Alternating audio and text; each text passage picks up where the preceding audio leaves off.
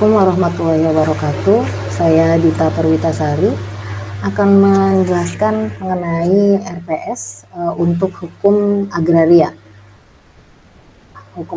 Untuk CPL dari Prodi adalah 1 dan 2A mengenai sikap, bahwasanya nanti mahasiswa bisa memberikan atau berperan sebagai warga negara yang bangga dan cinta tanah airnya. Kemudian keterampilan umum, diharapkan mahasiswa mampu berpikir logis, sistematis, kritis, solutif, dan inovatif. Kemudian keterampilan khususnya, mahasiswa diharapkan mampu untuk menyelesaikan persoalan hukum ya dengan cara mengelaborasikan tentunya pada hukum positif dan prinsip hukum di bidang hukum, kemudian mampu merumuskan ide secara logis serta kritis dan argumentatif di bidang hukum. Untuk pengetahuannya mampu memahami dasar-dasar serta aspek-aspek dari hukum material. Seperti itu. Kemudian bagi referensi atau pustaka yang digunakan untuk hukum agraria, utamanya memang adalah buku yang ditulis oleh Profesor Budi Harsono yang dengan judul Hukum Agraria Indonesia, Sejarah Pembentukan Undang-Undang Pokok Agraria, serta disertai dengan beberapa sumber tambahan, yaitu bukunya Prof. Budi juga di Hukum Agraria Indonesia sebagai himpunan peraturan-peraturan hukum, dan ada buku dari Profesor Urip Santoso atau di 2011 ya, judulnya adalah Pendaftaran dan Peralihan Hak Atas Tanah. Untuk pertemuan pertama, kami di Hukum Agraria ini memiliki tujuan adalah bagi mahasiswa untuk dapat memahami tujuan dan mengenai dasar-dasar politik pertanahan hukum nasional atau politik pertanahan hukum agraria nasional. Seperti itu. Kemudian di pertemuan keduanya mulai masuk kepada tahapan dari fungsi dan peranan dari tanah untuk pembangunan nasional. Tentunya hal tersebut ini ada di dalam sebuah peraturan hukum pertanahan atau hukum agraria nasional yang didasarkan pada Undang-Undang 560 serta disertai dengan buku-buku referensi yang sudah tertera. Kemudian ada di pertemuan ketiga dan keempat, itu kami akan melihat bahwasannya mahasiswa ini mampu memahami dan kemudian kami juga menjelaskan sebagai dosennya adalah mengarahkan kepada fungsi dan peranan tanah dalam pembangunan nasional. Kemudian hukum pertanahan di pertemuan keempatnya kita akan bicara tentang hukum pertanahan yang dualistik, seperti itu. Jadi mulai masuk kepada materi yang lebih spesifik, di mana hukum pertanahan nasional awalnya sebelum unifikasi adalah hukum pertanahan yang dualistik atau ada dualisme pengaturan mengenai hukum pertanahan. Kemudian di pertemuan kelimanya kami akan menjelaskan pula ada bentuknya juga tes gitu ya, bahwasannya hukum pertanahan adalah hukum yang dualisme dan bersumber pada hukum adat. Kemudian memahami jenis dan fungsi, di pertemuan kelima akan memahami bagaimana kami memberikan materi tentang pemahaman jenis hak penguasaan atas tanah. Di pertemuan ketujuh adalah tentang memahami dari jenis-jenis hak atas tanah. Kemudian pertemuan ke-8 ini adalah pertemuan di mana dilakukannya ujian tengah semester atau UTS, yang tentunya dari bahan atau dari materi yang sudah kami berikan di pertemuan 1 sampai dengan pertemuan ke-7. Masuk ke pertemuan 9 akan memahami mengenai hak atas tanah. Dalam hal ini kami akan menjelaskan atau menerangkan mengenai hak milik atas satuan rumah susun. Sampai dengan pertemuan 10 akan membahas mengenai hak milik atas satuan rumah susun, baik itu pengertian, subjek, objeknya, dan bagaimana mengenai kepemilikan dari hak milik atau penguasaan dari hak milik atas satuan rumah susun. Kemudian di pertemuan ke-11 dan ke-12 akan bicara memahami pendaftaran tanah dan PPAT sebagai pejabat pembuat akta tanah. Ya, memahami mulai dari pendaftaran dan peralihan hak atas tanah itu sendiri dibantu oleh mitra BPN yaitu PPAT atau pejabat pembuat akta tanah. Di pertemuan ke-13 dan ke-14 mengenai akan membahas materi mengenai tata guna tanah di mana diharapkan mahasiswa dapat memahami tentang pengaturan tata guna tanah atau dalam hal ini penata gunaan tanah. Kemudian di pertemuan ke-15 kami akan memaparkan materi mengenai pengadaan tanah untuk kepentingan umum serta jaminan hak atas tanah atau jaminan terhadap benda tidak bergerak yaitu hak tanggungan, di mana diharap mahasiswa bisa memahami apa itu pengadaan tanah untuk kepentingan umum tentunya dengan pengaturan di Undang-Undang 2 2012 serta hak tanggungan atau jaminan hak atas tanah yang diatur di Undang-Undang Nomor 4 Tahun 96 tentang hak tanggungan. Di pertemuan ke-16 tentunya kami akan menjalankan atau mahasiswa diharap sudah menguasai materi yang telah kami berikan dalam bentuknya adalah ujian akhir semester atau UAS. Baik, demikian untuk RPS. Terima kasih. Billahi taufiq wal hidayah. Assalamualaikum warahmatullahi wabarakatuh. Ya, ada yang ingin bertanya ini sampai di sini ya? Silakan. Aku izin bertanya, untuk konteks bezit dalam agraria itu gimana? Oke, kalau menurut Aiska sendiri gitu ya, maksudnya dalam hal ini adalah bezit, berarti kan benda ya. Benda dalam hal tanah gitu. Kalau kita bicara tentang kebendaan dalam hal tanah gitu, kita bicarakan benda tidak bergerak tentunya ya. Ya tentunya nanti pengaturannya apa yang ada di dalam pengaturan mengenai kebendaan tidak bergerak. Dalam hal ini misalnya yang sudah dikeluarkan dari KUH Perdata adalah hak tanggungan. Misalnya karena sudah punya undang-undang jaminan hak tanggungan ya, jaminan terhadap benda tidak bergerak gitu ya, yaitu hak tanggungan di 4 tahun 96, Undang-Undang 4 96. Nanti itu pengaturannya tentang seperti itu. Kalau kebendaan berarti di dalam hal hak bezit dalam hal kebendaan atau dalam hal ini adalah tanah, berarti kan adalah hak milik ya. Nanti kita akan belajar juga berbagai macam-macam dari hak atas tanah. Jadi begitu ya Aiska, mudah-mudahan bisa menjawab. Jadi kita akan kembali sedikit review tentang hak atas hukum asas-asas hukum tanah yang digunakan di dalam Undang-Undang 560 gitu ya. Minggu lalu kita sudah bicara tentang asas nasionalitas, tentang hak bangsa gitu ya, karena berhubungan pada wilayah Indonesia, selama wilayah Indonesia itu adalah milik dari bangsa Indonesia.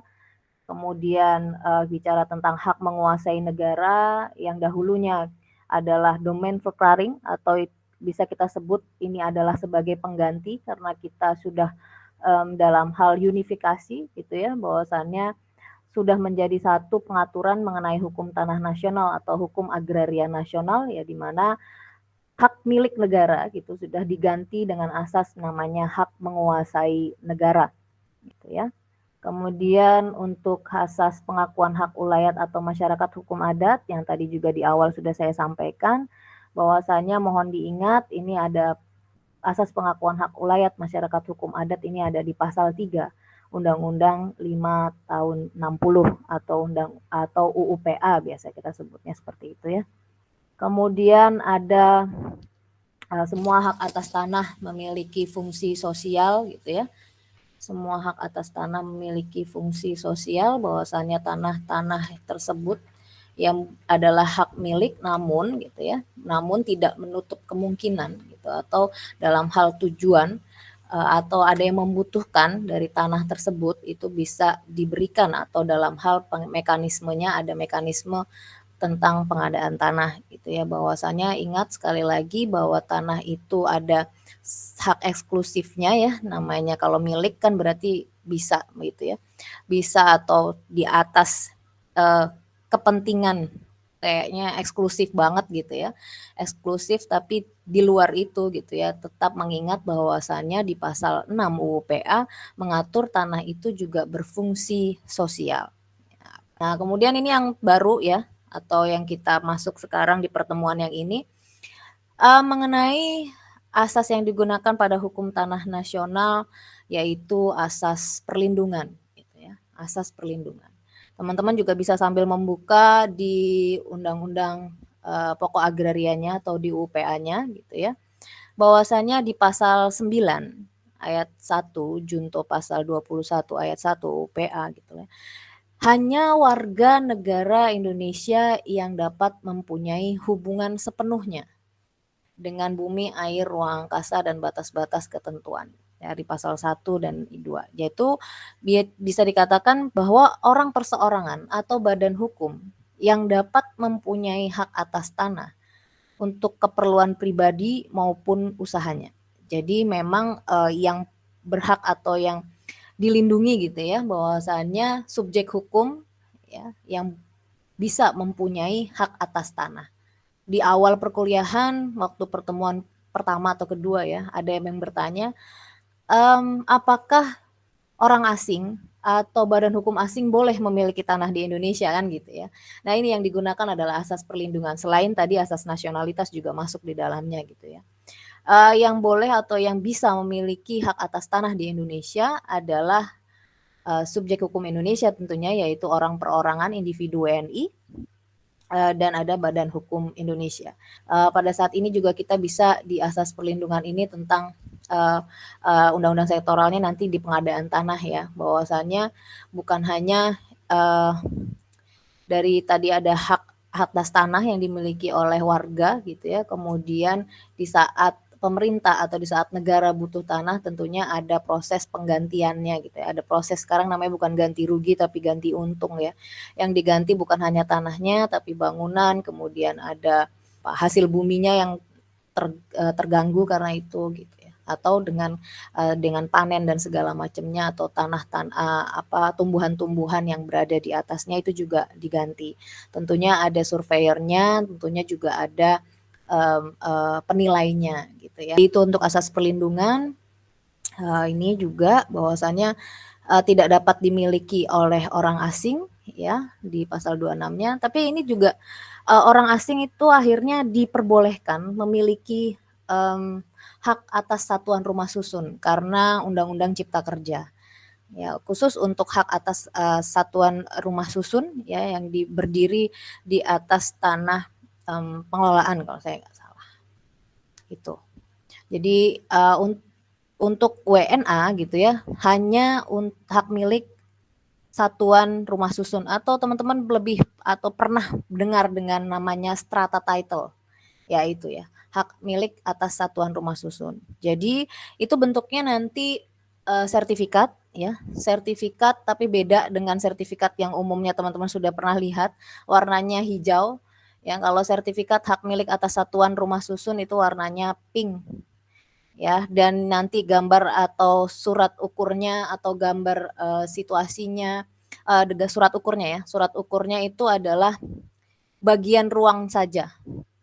Jadi kan nanti ada tanah bersama, kemudian benda bersama ya, yang dimiliki atau untuk hak milik atas satuan rumah susun adalah sepetak aja. Maksudnya apa ya? Satuan rumah susun satuan kalau di apartemen berarti adalah bagian apartemennya saja. Untuk tanah pertanian ya, memang untuk di pasal 2, pasal 12 dan pasal 13 ya, bahwasanya memang segala usaha bersama dalam lapangan agraria di dasar atau kepentingan bersama dalam rangka kepentingan nasional dalam bentuknya koperasi gitu ya.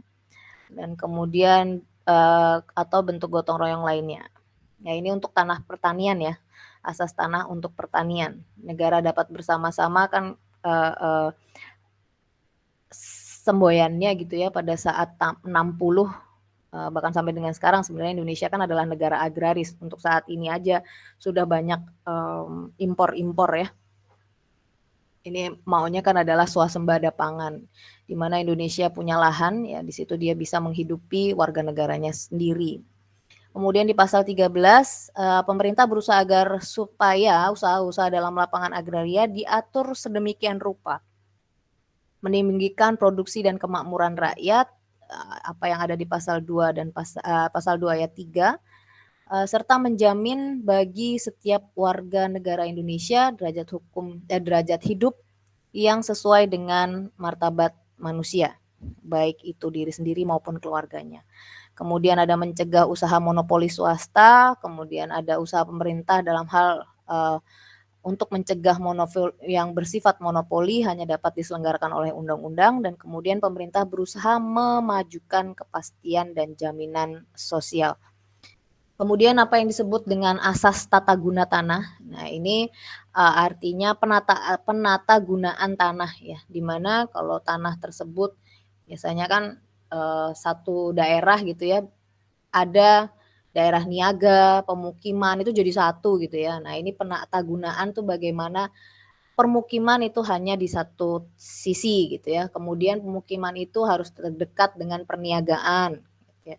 Kemudian apakah pemukiman itu boleh dekat dengan wilayah industri kan seperti itu. Nah, ini akhirnya ada asas tata guna tanah. Memang asas tata guna tanah ini di pasal 7-nya untuk tidak merugikan kepentingan umum, maka pemilikan dan penguasaan tanah yang melampaui batas tidak diperkenankan. Kemudian, nah ini ya, bahwasanya ada asas persamaan hak antara laki-laki dan perempuan. Ya, jadi untuk kepemilikan tanah baik laki-laki dan maupun perempuan itu memiliki kesempatan yang sama ya untuk memperoleh suatu hak atas tanah. Ya, mendapat manfaat, hasil baik diri sendiri maupun keluarganya. Oke, saya masuk ke ini ya. Macam-macam dari hak atas tanah nasional atau hak atas tanah nasional. Ini akan berbeda ya dengan hak penguasaan atas tanah. Ya. Kita akan melihat mirip-mirip tadi dengan asas yang digunakan ya. Kalau ini kita menyebutnya adalah hierarki hak atas tanah menurut Undang-Undang Pokok Agraria. Ya. Hierarki itu berarti tata urutan. Ya, berarti adalah kita bicara tadi ini adalah ranking 1 gitu ya, bahwa tingkat yang paling tinggi, kemudian sampai dengan ke bawahnya. Jadi seperti itu ya. Yang pertama adalah hak bangsa. Ya, teman-teman tadi sudah saya jelaskan sebelumnya bahwasannya hak bangsa ini berkaitan dengan asas nasionalitas atau asas nasional. Gitu ya, asas nasionalitas atau asas nasional. Di pasal 1 UPA ya, hak bangsa. Kemudian yang kedua adalah bahwa tadi ya hak bangsa dulu. Hak bangsa ini adalah hak atas tanah kepada seluruh bangsa Indonesia terhadap seluruh wilayah negara Republik Indonesia. Selama ada bangsa Indonesia, maka wilayah Indonesia atau wilayah tersebut itu adalah kepunyaan bangsa Indonesia. Artinya terikat secara abadi gitu ya. Kemudian yang kedua adalah hak menguasai negara gitu ya.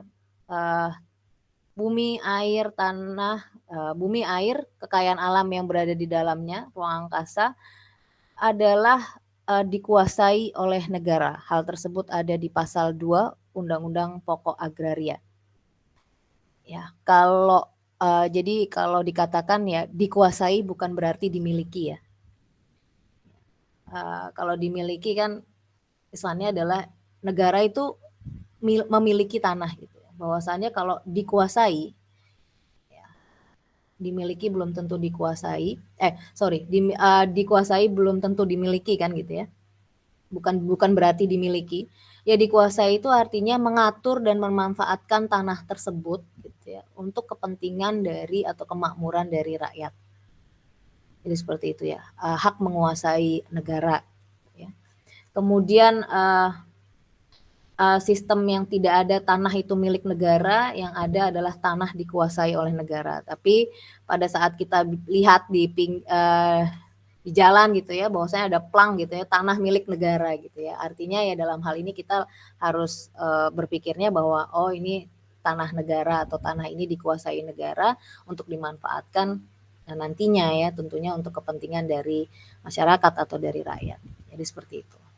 Kemudian hak ulayat, ya ini yang lalu kita sudah jelaskan juga bahwasanya di step berikutnya gitu ya, ada hak ulayat atau dari hak masyarakat hukum adat yang diatur di pasal 3 Undang-Undang Pokok Agraria.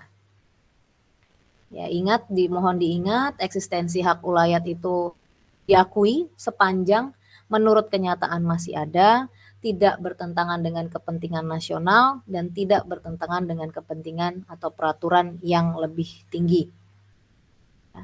Dan yang terakhir atau hierarki yang terakhir ini adalah hak perorangan atau individual. Ya, hak perorangan atau individual atau hak atas tanah gitu ya. Hak perorangan atau individual. Bisa menyebutnya memang hak atas tanah. Yang pertama hak atas tanah di pasal 4 gitu ya, bisa dikatakan ini adalah hak primernya yang teman-teman mengenal HM, hak milik ya. HGU, hak guna usaha, HGB, hak guna bangunan, HP, hak pakai yang diberikan oleh negara. Ya, hal tersebut ada di pasal 16 Undang-Undang Pokok Agraria. Ya, untuk hak-hak sekunder gitu ada HGB, bangunan, kemudian hak pakai yang diberikan oleh pemilik tanah, kemudian ada hak gadai, usaha bagi hasil, ya, hak menumpang, hak sewa itu. Kemudian di hak perorangan itu ada perwakafan atas tanah atau perwakafan tanah. Ya. Ada pengaturannya di pasal 49 Undang-Undang Pokok Agraria. Ya, selain itu juga tentunya ada di Undang-Undang Wakaf. Ya, Undang-Undang Wakaf, pengaturan tentang wakaf ada di Undang-Undang Wakaf tahun 2004. Kemudian yang terakhir adalah hak jaminan atas tanah atau hak tanggungan yang kemudian diatur di pasal 4 di Undang-Undang Nomor 4 tahun 96, Undang-Undang tentang hak tanggungan. Ya, kalau hak tanggungan yang 25, 33, 39, 51 itu ada di pasal di Undang-Undang Pokok Agraria. Ini yang tadi ditanyakan mengenai bezit gitu ya, hak kebendaan yang ada atau menurut agraria itu yang seperti apa. Ketika saya tanya nanti ya pada saat muncul pertanyaan gini, apakah hak atas tanah sama persis pengertiannya dengan hak penguasaan atas tanah? Apakah hak atas tanah itu pengertiannya sama dengan hak penguasaan atas tanah? Ada yang bisa jawab?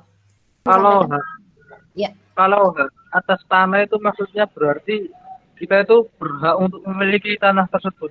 Sedangkan kalau penguasaan atas tanah itu artinya kita diberi wewenang untuk mengatur atau mengurus atau menggarap suatu tanah, tapi itu kita nggak ada hak untuk memiliki tanah tersebut. Saya beda, Bu. Beda. Kalau hak Alasannya? atas tanah itu berarti kita mungkin cuman boleh, sebenarnya mirip sama Ulil, cuma boleh memiliki, sedangkan penguasaan itu kita boleh misalkan boleh kita rombak dan kita juga bisa memilikinya. Kalau menurut saya itu. Yang tadi teman-teman sudah jawab adalah ya betul bahwasanya beda antara hak atas tanah dan penguasaan atas tanah. Kalau saya boleh luruskan gitu ya, bahwasanya kalau hak penguasaan atas tanah itu pengertiannya lebih luas daripada hak atas tanah. Ya, teman-teman kan tadi bisa lihat di hierarkinya tadi ya, bahwa hak atas tanah itu lingkupnya itu sempit gitu. Ya, karena bicara hak atas tanah adalah termasuk pada hak perorangan. Ya, yang subjeknya memang perorangan atau individu dan badan hukum tentunya. Kalau bicara tentang hak penguasaan atas tanah, pengertian atau subjeknya akan lebih luas, yaitu bangsa, negara, masyarakat adat gitu. Jadi lebih luas pengertiannya. Kalau hak atas tanah, kepemilikannya adalah termasuk pada hak perorangan, ya, adalah di sini adalah orang dan badan hukum saja. Itu hak atas tanah karena tadi kan pribadi ya, individual sekali atau hak perorangan, hak atas tanah. Kemudian dikatakan hak penguasaan atas tanah itu pengertiannya jauh lebih luas, di mana yang dimaksud subjeknya ya adalah negara, masyarakat, bangsa atau masyarakat adat. Sampai di sini ada pertanyaan dari teman-teman semuanya? Izin bertanya Bu Dita. Oke, iya silakan. Sebelumnya itu kan saya pernah magang di notaris PPAT. Kalau tidak salah pernah ada yang mengurus balik nama. Iya. Kemudian itu kan saya diminta untuk memasukkan alamat tanahnya itu ke Google Maps supaya untuk mengecek seperti itu kan Bu. Tetapi di Google Maps itu tidak terdeteksi. Padahal kalau di dokumen-dokumennya itu sudah ada foto fisik tanahnya atau bangunannya. Nah, kalau misalkan terjadi hal seperti itu apakah bisa ditangani? Oke. Ini ya, memang teknologi itu sangat membantu ya, tapi bukan berarti kita harus mengandalkan sepenuhnya ke teknologi. Kalau nanti teman-teman ya nanti suatu ketika jadi pejabat ya, jadi PPAT misalnya atau jadi notaris gitu ya, kemudian berhubungan dengan tanah, tentunya akan ada kewajiban dan wewenang yang bisa teman-teman lakukan gitu ya. Dalam hal misalnya pengecekan untuk sertifikat. Sekarang pengecekan sertifikat dalam hal peralihan hak atas tanah itu semua sudah online. Ya sudah online, tinggal nanti sertifikatnya di-scan dan segala macamnya semua, tidak perlu lagi datang ke kantor pertanahan. Kemudian ada kemungkinan gitu ya, memang belum terdata atau apa istilahnya ya, Google-nya atau istilah Google Map-nya pada saat itu belum mendata tempat tersebut. Itu dimungkinkan gitu ya. Itu dimungkinkan. Kemudian untuk tadi saya tanya Bila, itu sudah ada atau sudah ada sertifikatnya atau baru mau pendaftaran pertama kali? Waktu itu sepertinya belum ada Bu. Cuman Kenapa? Ya, kayaknya belum ada. Oke. Cuman dokumen apa yang namanya Ibu? Letter C. Iya, betul. Nah, ini nanti lebih jauh lagi dijelaskan di mata kuliah pendaftaran dan peralihan tanah ya. Jadi pendaftaran tanah atau pendaftaran dan peralihan hak atas tanah gitu, pendaftaran tanah itu ada dua jenis gitu ya. Yang pertama adalah pendaftaran pertama kali dan yang kedua adalah pemeliharaan data. Untuk pemeliharaan data itu datanya sudah ada di BPN, artinya sudah bersertifikat tanah tersebut. Jadi buku tanahnya sudah ada di BPN, tinggal nanti kalau ada peralihan itu peralihan hak ya, jual beli, tukar menukar, hibah atau hak tanggungan itu tinggal dicoret gitu ya. Bukan tinggal dicoret ya, maksudnya tentunya ada persyaratannya ya, ada aktenya, ada ininya gitu ya. Nanti tinggal di datanya, karena datanya sudah ada, tidak perlu lagi mengumpulkan data fisik dan data yuridis dari tanah. Nah, kalau data di kasusnya Bila itu adalah pendaftaran pertama kali. Jadi belum ada nih datanya sama sekali di BPN atau di kantor pertanahan. Jadi diperlukan adanya pengumpulan data fisik dan data yuridis. Yang Bila sampaikan tadi adalah data fisik mengenai tanah, luas tanah, lokasinya di mana, kemudian batas-batas tanahnya. Nanti itu yang paling dilakukan namanya pengukuran. Jadi seperti itu. Nanti kalau data yuridis berarti kan dibutuhkan tadi letter C-nya ya. Ini tanah haknya apa sih? Punyanya siapa sih? Riwayatnya bagaimana sih? Itu seperti itu. Jadi itu nanti ada pengaturannya lagi ya. Memang pendaftaran pertama kali dengan pemeliharaan data itu akan beda waktunya ya. Jangka waktu penyelesaiannya itu akan beda. Tentunya akan lebih lama yang pendaftaran pertama kali. Gitu ya. Jadi mudah-mudahan jelas ya. Tadi dibutuhkan ada data fisik dan data yuridis yang memang harus dikumpulkan seperti itulah. Baik, terima kasih. Mudah-mudahan kita ketemu lagi di lain kesempatan. Sebelum saya akhiri, kadang-kadang musuh mahasiswa itu teman sendiri ya. Kalau lagi ujian tiba-tiba kayak nggak kenal sama temennya sendiri. Karena makin sulit sebuah perjuangan, makin indah suatu kemenangan. Baik, terima kasih. Mudah-mudahan sukses selalu. Sampai kita ketemu lagi. Billahi taufiq wal hidayah. Assalamualaikum warahmatullahi wabarakatuh.